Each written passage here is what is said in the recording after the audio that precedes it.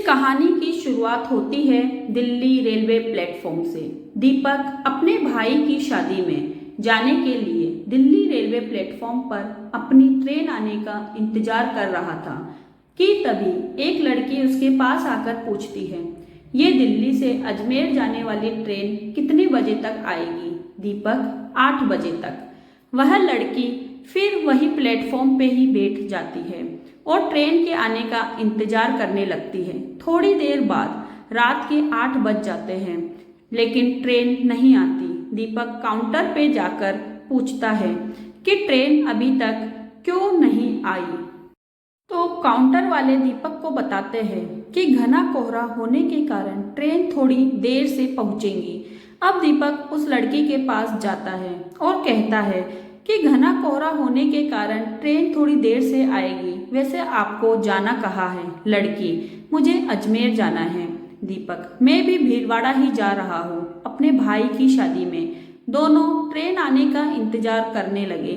दिसंबर का महीना था और ठंड बहुत ज़्यादा थी। दीपक ने देखा कि वह लड़की ठंड से खुद को सिकोड़ रही है।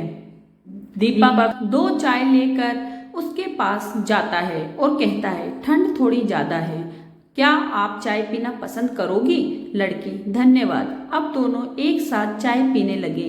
दीपक, मेरा नाम दीपक है, आपका क्या नाम है? लड़की, मेरा नाम प्रिया है। अब रात के 11:30 हो गए लेकिन ट्रेन नहीं आई।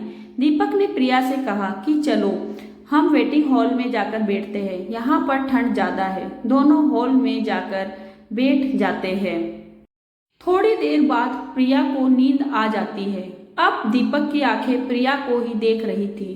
प्रिया की गुलाब की पंखुड़ियों जैसे होठों और उसका मासूम चेहरे को देखकर दीपक के दिल में कुछ कुछ होने लगा। दीपक ने खुद को संभाला।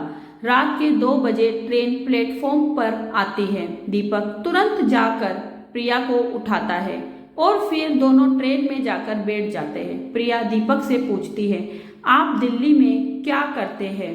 दीपक, मैं एक कंपनी में सेल्समैन की जॉब करता हूँ। और आप क्या करती हो?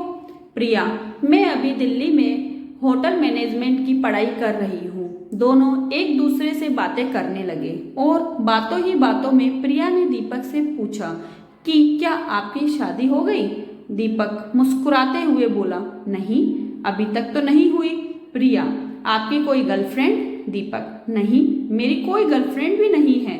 वैसी कोई लड़की मुझे मिली ही नहीं। प्रिया, कैसी लड़की चाहिए आपको, जरा हमें भी बताइए। दीपक, बिल्कुल आपकी जैसी। प्रिया, मेरी जैसी? दीपक, हाँ, आप बहुत ही प्यारी और मासूम हो और आपकी ये बातें भी मुझे अच्छी लगी। प्रिया, अच्छा जी, ये बात है, तो चलिए अब हम आपके लिए कोई मासूम सी ही लड़की ढूंढते हैं। आप अपना फ़ोन नंबर हमें दे दो ताकि लड़की मिलने के बाद कांटेक्ट हो सके। दीपक तुरंत अपना फ़ोन नंबर प्रिया को देता है। थोड़ी देर बाद प्रिया सो जाती है लेकिन दीपक को नींद ही नहीं आती है। वह सिर्फ प्रिया को ही देखता रहता है।